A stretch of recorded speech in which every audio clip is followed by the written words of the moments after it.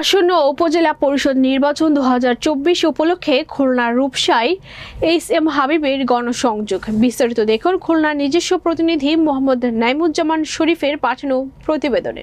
খুলনা রূপসা উপজেলা পরিষদ নির্বাচনে চেয়ারম্যান পদ প্রত্যাশী রূপসা উপজেলা আওয়ামী লীগের সিনিয়র সাংগঠনিক সম্পাদক এস.এম. হাবিব আজ সকাল 11টায় রূপসা উপজেলার পূর্ব রূপসা বাজার এলাকায় স্থানীয় নেতাকর্মীদের সঙ্গে নিয়ে গণসংযোগ করেছেন। উপজেলা পরিষদ নির্বাচন উপলক্ষে সাধারণ ভোটারদের কাছে দোয়া চান ও লিফলেট বিতরণ করেন। এ সময় সাংবাদিকদের প্রশ্নের জবাবে তিনি বলেন, দলের নেতৃবৃন্দ এবং কর্মী যারা আছে তারা দলের সবথেকে গ্রহণযোগ্য ব্যক্তির পাশেই থাকবে। এখানে অনেক প্রার্থী আছে, অনেক প্রার্থী থাকবে, তাদের পক্ষে এবং বিপক্ষে অনেক বক্তব্য জনগণের আছে।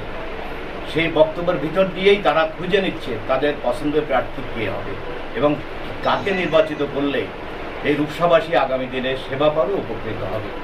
সর্বোপরি কথা হচ্ছে রূপসাবাসী তারা শান্তিতে থাকবে, সুখে থাকবে।